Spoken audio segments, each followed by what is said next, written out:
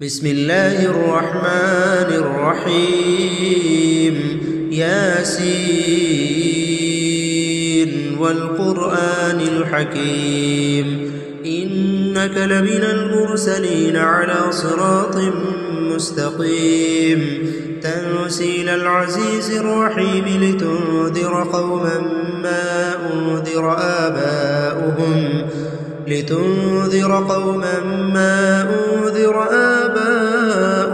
فهم غافلون لقد حق القول على أكثرهم فهم لا يؤمنون إنا جعلنا في أعناقهم أغلالا فهي إلى الأذقان فهم مقمحون وجعلنا من بين أيديهم سدا ومن خلفهم سدا فأغشيناهم فهم لا يبصرون وسواء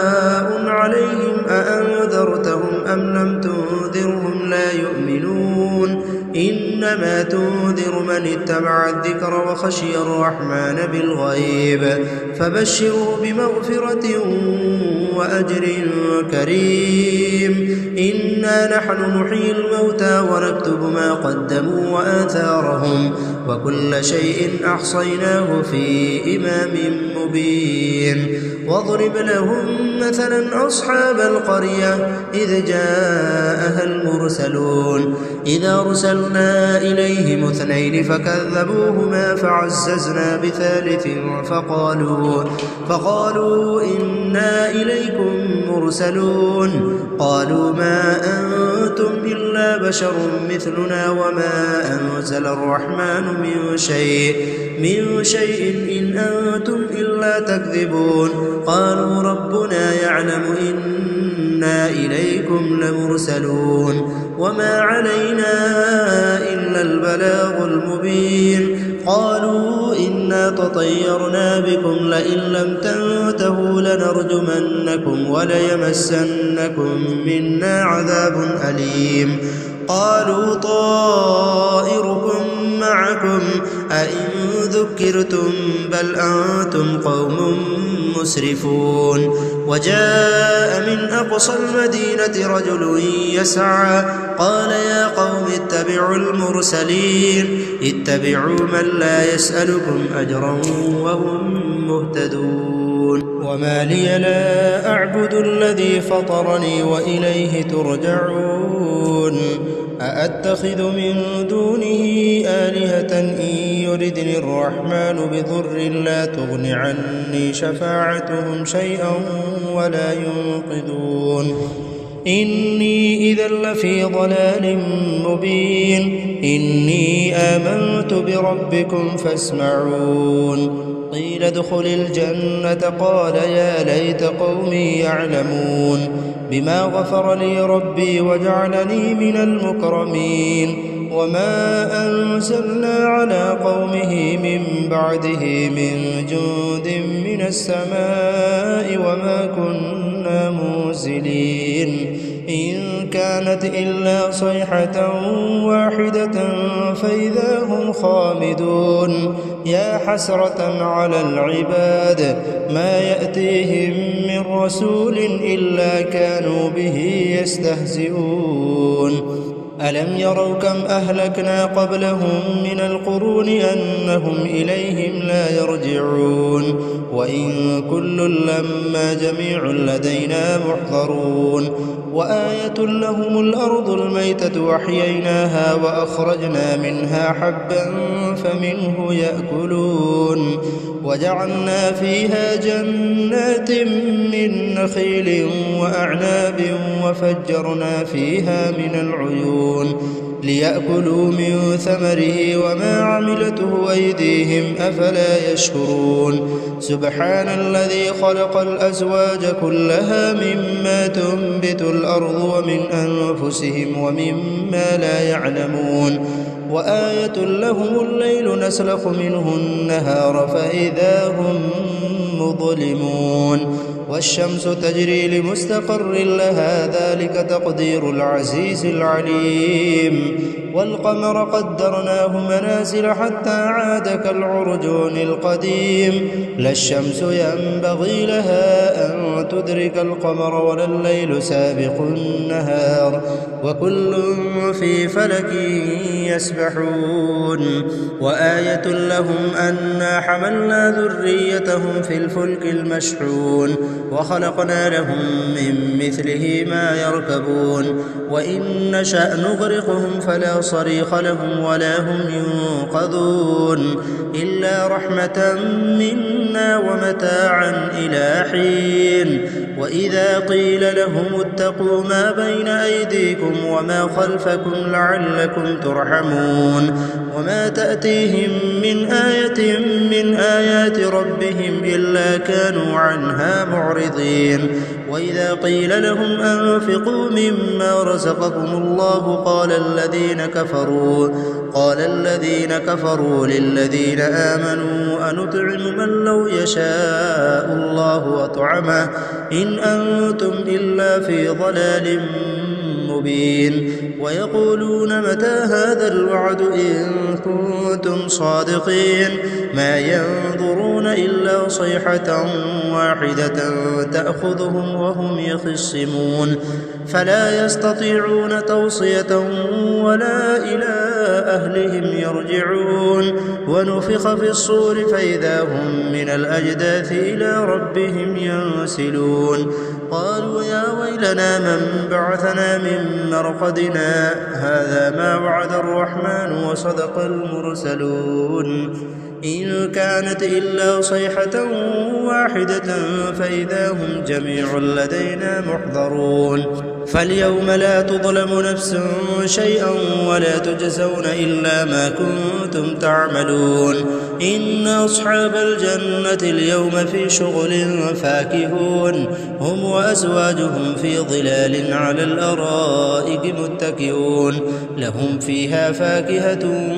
ولهم ما يدعون سلام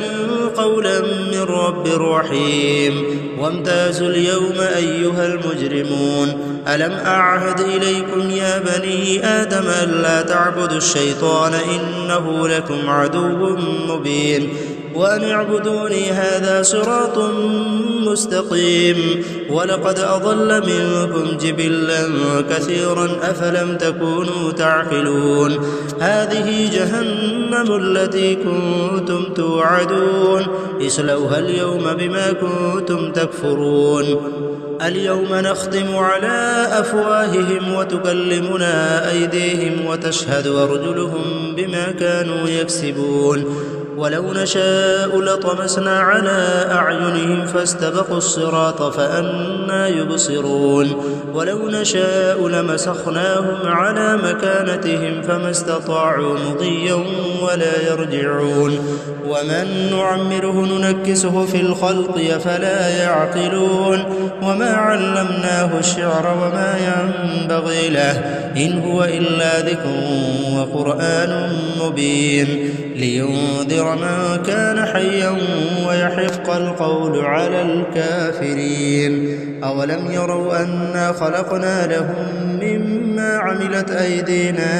أنعاما فهم لها مالكون وذللناها لهم فمنها ركوبهم ومنها يأكلون ولهم فيها منافع ومشارب أفلا يشعرون واتخذوا من دون الله آلهة لعلهم ينصرون لا يستطيعون نصرهم وهم لهم جند محضرون فلا يحزنك قولهم إنا نعلم ما يسرون وما يعلنون أولم يرى الإنسان أنا خلقناه من نطفة فإذا هو خصيم مبين وضرب لنا مثلا ونسي خلقه قال من يحيي العظام وهي رميم قل يحييها الذي أنشأها أول مرة وهو بكل خلق عليم الذي جعل لكم من الشجر الأخضر نارا فإذا أنتم منه توقدون أوليس الذي خلق السماوات والأرض بقادر على أن يخلق مثلهم بلى وهو الخلاق العليم إنما أمره إذا أراد شيئا أن يقول له كن فيكون فسبحان الذي بيده ملكوت كل شيء وإليه ترجعون بسم الله الرحمن الرحيم الرحمن علم القرآن خلق الإنسان علمه البيان الشمس والقمر بحسبان والنجم والشجر يسجدان والسماء رفعها ووضع الميزان ألا تطغوا في الميزان وأقيموا الوزن بالقسط ولا تخسروا الميزان والأرض وضعها للأنام فيها فاكهة والنخل ذات الأكمام والحب ذو العصف والريحان فبأي آلاء ربكما تكذبان خلق الإنسان من صلصال كالفخار وخلق الجان من مارج من نار فبأي آلاء ربكما تكذبان رب المشرقين ورب المغربين فبأي آلاء ربكما تكذبان مرج البحرين يلتقيان بينهما برزخ لا يبغيان فبأي آلاء ربكما تكذبان يخرج منهما اللؤلؤ والمرجان فبأي آلاء ربكما تكذبان وله الجوار المنشآت في البحر كالأعلام فبأي آلاء ربكما تكذبان كل من عليها فان ويبقى وجه ربك ذو الجلال والإكرام فبأي آلاء ربكما تكذبان يسأله من في السماوات والأرض كل يوم هو في شأن فبأي آلاء ربكما تكذبان سنفرغ لكم أيها الثقلان فبأي آلاء ربكما تكذبان يا معشر الجن والإنس إن استطعتم أن تنفذوا من أقطار السماوات والأرض فانفذوا لا تنفذون إلا بسلطان فبأي آلاء ربكما تكذبان يرسل عليكما شواظ من نار ونحاس فلا تنتصران فبأي آلاء ربكما تكذبان فإذا انشقت السماء فكانت وردة كالدهان فبأي آلاء ربكما تكذبان فيومئذ لا يسأل عن ذنبه إنس ولا جان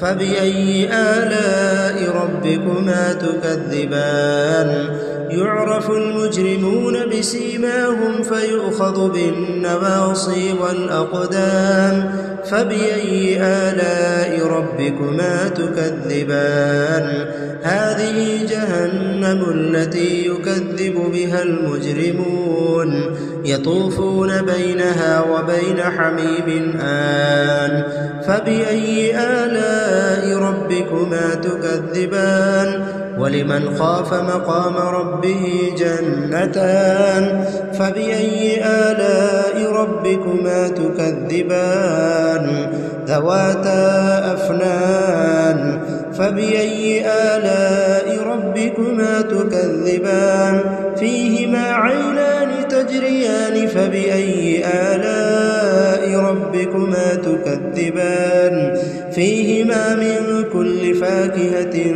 زوجان فبأي آلاء ربكما تكذبان متكئين على فرش بطائنها من استبرق وجنى الجنتين دان فبأي آلاء ربكما تكذبان فيهن قاصرات الطرف لم يطمثهن إنس قبلهم ولا جان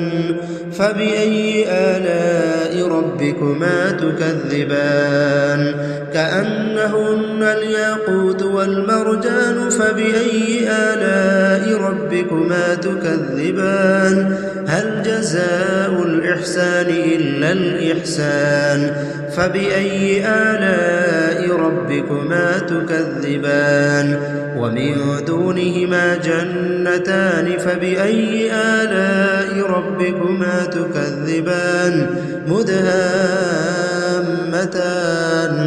فبأي آلاء ربكما تكذبان فيهما عينان نضاختان فبأي آلاء ربكما تكذبان فيهما فاكهة ونخل ورمان فبأي آلاء ربكما تكذبان فيهن خيرات حسان فبأي آلاء ربكما تكذبان حور مقصورات في الخيام فبأي آلاء ربكما تكذبان لم يطمثهن إنس قبلهم ولا جان فبأي آلاء ربكما تكذبان متكئين على رفرف خضر وعبقري حسان فبأي آلاء ربكما تكذبان تبارك اسم ربك ذي الجلال والإكرام بسم الله الرحمن الرحيم إذا وقعت الواقعة ليس لوقعتها كاذبة خافضة رافعة إذا رجت الأرض رجا وبست الجبال بسا فكانت هباء منبثا وكنتم أزواجا ثلاثة فأصحاب الميمنة ما أصحاب الميمنة وأصحاب المشأمة ما أصحاب المشأمة والسابقون السابقون أولئك المقربون في جنات النعيم ثلة من الأولين وقليل من الآخرين على سرر موضونة متكئين عليها متقابلين يطوف عليهم ولدان مخلدون بأكواب وأباريق وكأس من معين لا يصدعون عنها ولا ينزفون وفاكهة مما يتخيرون ولحم طير مما يشتهون وحور عين كأمثال اللؤلؤ المكنون جزاء بما كانوا يعملون لا يسمعون فيها لغوا ولا تأثيما إلا قيلا سلاما سلاما وأصحاب اليمين ما أصحاب اليمين في سدر مخضود وطلح منضود وظل ممدود وماء مسكوب وفاكهة كثيرة لا مقطوعة ولا ممنوعة وفرش مرفوعة إنا أنشأناهن إنشاء فجعلناهن أبكارا عربا أترابا لأصحاب اليمين ثلة من الأولين وثلة من الآخرين وأصحاب الشمال ما أصحاب الشمال في سموم وحميم وظل من يحموم لا بارد ولا كريم إنهم كانوا قبل ذلك مترفين وكانوا يصرون على الحنث العظيم وكانوا يقولون أئذا متنا وكنا ترابا وعظاما أئنا لمبعوثون أو آباؤنا الأولون قل إن الأولين والآخرين لمجموعون إلى ميقات يوم معلوم ثم إنكم أيها الضالون المكذبون لآكلون من شجر من زقوم فمالئون منها البطون فشاربون عليه من الحميم فشاربون شرب الهيم هذا نزلهم يوم الدين نحن خلقناكم فلولا تصدقون أفرأيتم ما تمنون أأنتم تخلقونه أم نحن الخالقون نحن قدرنا بينكم الموت وما نحن بمسبوقين على أن نبدل أمثالكم وننشئكم فيما لا تعلمون ولقد علمتم النشأة الأولى فلولا تذكرون أفرأيتم ما تحرثون أأنتم تزرعونه أم نحن الزارعون لو نشاء لجعلناه حطاما فظلتم تفكهون إنا لمغرمون بل نحن محرومون أفرأيتم الماء الذي تشربون أأنتم أنزلتموه من المزن أم نحن المنزلون لو نشاء جعلناه أجاجا فلولا تشكرون أفرأيتم النار التي تورون أأنتم أنشأتم شجرتها أم نحن المنشئون نحن جعلناها تذكرة ومتاعا للمقوين فسبح باسم ربك العظيم فلا أقسم بمواقع النجوم وإنه لقسم لو تعلمون عظيم إنه لقرآن كريم في كتاب مكنون لا يمسه إلا المطهرون تنزيل من رب العالمين أفبهذا الحديث أنتم مدهنون وتجعلون رزقكم أنكم تكذبون فلولا إذا بلغت الحلقوم وأنتم حينئذ تنظرون ونحن أقرب إليه منكم ولكن لا تبصرون فلولا إن كنتم غير مدينين ترجعونها إن كنتم صادقين فأما إن كان من المقربين فروح وريحان وجنة نعيم وأما إن كان من أصحاب اليمين فسلام لك من أصحاب اليمين وأما إن كان من المكذبين الضالين فنزل من حميم وتصلية جحيم إن هذا لهو حق اليقين فسبح باسم ربك العظيم بسم الله الرحمن الرحيم تبارك الذي بيده الملك وهو على كل شيء قدير الذي خلق الموت والحياة ليبلوكم أيكم أحسن عملا وهو العزيز الغفور الذي خلق 7 سماوات طباقا ما ترى في خلق الرحمن من تفاوت فارجع البصر هل ترى من فطور ثم ارجع البصر كرتين ينقلب إليك البصر خاسئا وهو حسير ولقد زينا السماء الدنيا بمصابيح وجعلناها رجوما للشياطين وأعتدنا لهم عذاب السعير وللذين كفروا بربهم عذاب جهنم وبئس المصير إذا ألقوا فيها سمعوا لها شهيقا وهي تفور تكاد تميز من الغيظ كلما ألقي فيها فوج سألهم خزنتها ألم يأتكم نذير قالوا بلى قد جاءنا نذير فكذبنا وقلنا ما نزل الله من شيء إن أنتم إلا في ضلال كبير وقالوا لو كنا نسمع أو نعقل ما كنا في أصحاب السعير فاعترفوا بذنبهم فسحقا لأصحاب السعير إن الذين يخشون ربهم بالغيب لهم مغفرة وأجر كبير وأسروا قولكم أو اجهروا به إنه عليم بذات الصدور ألا يعلم من خلق وهو اللطيف الخبير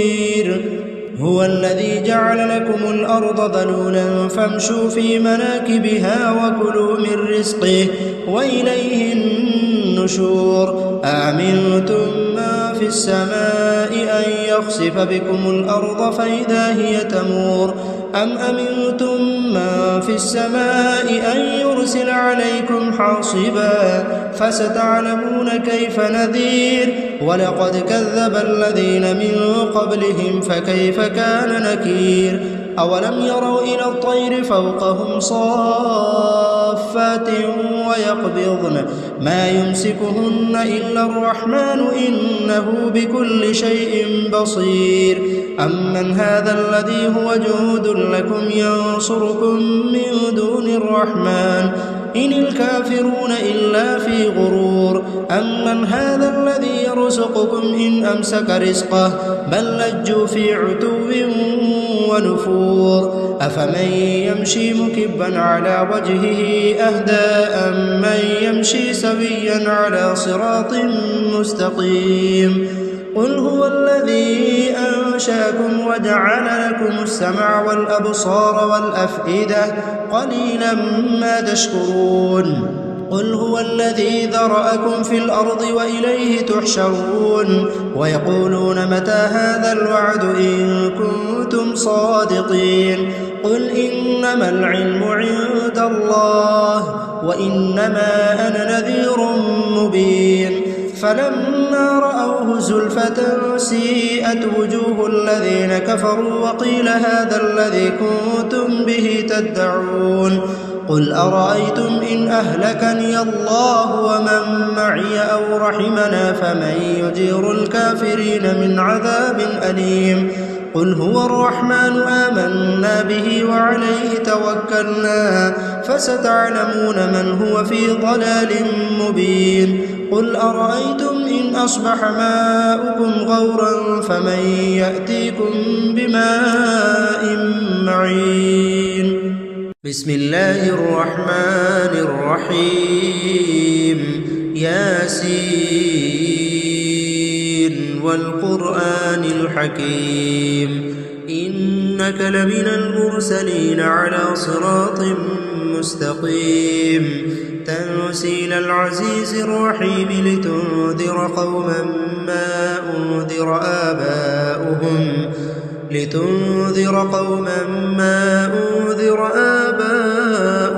فهم غافلون لقد حق القول على أكثرهم فهم لا يؤمنون إنا جعلنا في أعناقهم أغلالا فهي إلى الأذقان فهم مقمحون وجعلنا من بين أيديهم سدا ومن خلفهم سدا فأغشيناهم فهم لا يبصرون وسواء عليهم أأنذرتهم أم لم تنذرهم لا يؤمنون إنما تنذر من اتبع الذكر وخشي الرحمن بالغيب فبشره بمغفرة وأجر كريم إنا نحن نحيي الموتى ونكتب ما قدموا وآثارهم وكل شيء أحصيناه في إمام مبين واضرب لهم مثلا أصحاب القرية إذ جاءها المرسلون إذا أرسلنا إليهم 2 فكذبوهما فعززنا بثالث فقالوا إنا إليكم مرسلون قالوا ما أنتم إلا بشر مثلنا وما أنزل الرحمن من شيء إن أنتم إلا تكذبون قالوا ربنا يعلم إنا إليكم لمرسلون وما علينا إلا البلاغ المبين قالوا إنا تطيرنا بكم لئن لم تنتهوا لنرجمنكم وليمسنكم منا عذاب أليم قالوا طائركم معكم أئن ذكرتم بل أنتم قوم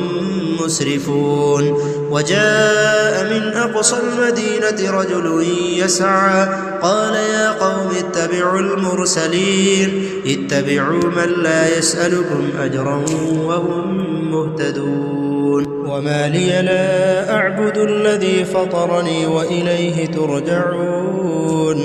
أأتخذ من دونه آلهة إن يردني الرحمن بضر لا تغن عني شفاعتهم شيئا ولا ينقذون إني إذا لفي ضلال مبين إني آمنت بربكم فاسمعون قيل ادخل الجنة قال يا ليت قومي يعلمون بما غفر لي ربي وجعلني من المكرمين وما أنزلنا على قومه من بعده من جند من السماء وما كنا منزلين إن كانت إلا صيحة واحدة فإذا هم خامدون يا حسرة على العباد ما يأتيهم من رسول إلا كانوا به يستهزئون ألم يروا كم أهلكنا قبلهم من القرون أنهم إليهم لا يرجعون وإن كل لما جميع لدينا محضرون وآية لهم الأرض الميتة وأحييناها وأخرجنا منها حبا فمنه يأكلون وجعلنا فيها جنات من نخيل وأعناب وفجرنا فيها من العيون ليأكلوا من ثمره وما عملته أيديهم أفلا يشكرون سبحان الذي خلق الأزواج كلها مما تنبت الأرض ومن أنفسهم ومما لا يعلمون وآية لهم الليل نسلخ منه النهار فإذا هم مظلمون والشمس تجري لمستقر لها ذلك تقدير العزيز العليم والقمر قدرناه منازل حتى عاد كالعرجون القديم لا الشمس ينبغي لها أن تدرك القمر ولا الليل سابق النهار وكل في فلك يسبحون وآية لهم أنا حملنا ذريتهم في الفلك المشحون وخلقنا لهم من مثله ما يركبون وإن نشأ نغرقهم فلا صريخ لهم ولا هم ينقذون إلا رحمة منا ومتاعا إلى حين وإذا قيل لهم اتقوا ما بين أيديكم وما خلفكم لعلكم ترحمون وما تأتيهم من آية من آيات ربهم إلا كانوا عنها معرضين وإذا قيل لهم أنفقوا مما رزقكم الله قال الذين كفروا للذين آمنوا أنطعم من لو يشاء الله أطعمه إن أنتم إلا في ضلال مبين ويقولون متى هذا الوعد إن كنتم صادقين ما ينظرون إلا صيحة واحدة تأخذهم وهم يخصمون فلا يستطيعون توصية ولا إلى أهلهم يرجعون ونفخ في الصور فإذا هم من الأجداث إلى ربهم ينسلون قالوا يا ويلنا من بعثنا من مرقدنا هذا ما وعد الرحمن وصدق المرسلون إن كانت إلا صيحة واحدة فإذا هم جميع لدينا محضرون فاليوم لا تظلم نفس شيئا ولا تجزون إلا ما كنتم تعملون إن أصحاب الجنة اليوم في شغل فاكهون هم وأزواجهم في ظلال على الأرائك متكئون لهم فيها فاكهة ولهم ما يدعون سلام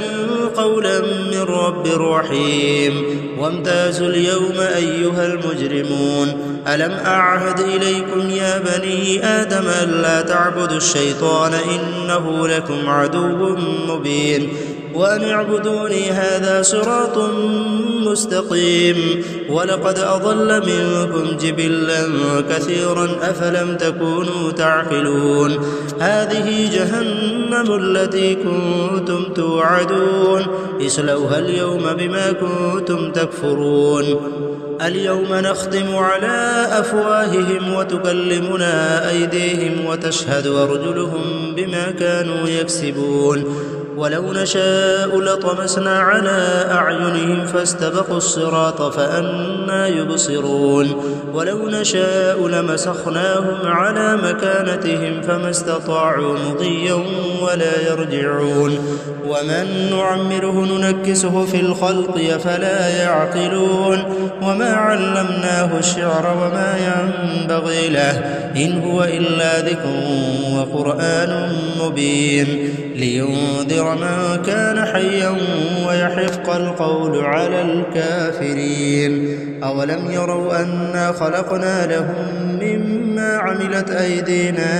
أنعاما فهم لها مالكون وذللناها لهم فمنها ركوبهم ومنها يأكلون ولهم فيها منافع ومشارب أفلا يشكرون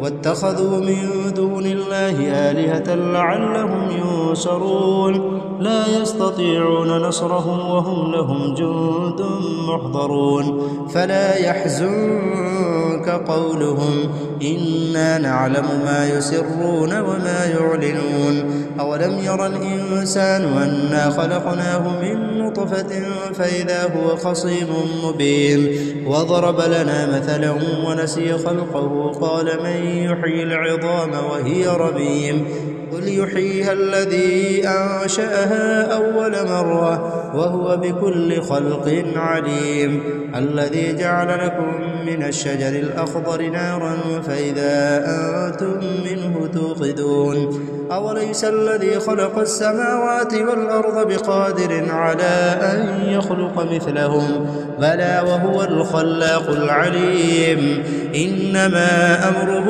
إذا أراد شيئا أن يقول له كن فيكون فسبحان الذي بيده ملكوت كل شيء وإليه ترجعون بسم الله الرحمن الرحيم الرحمن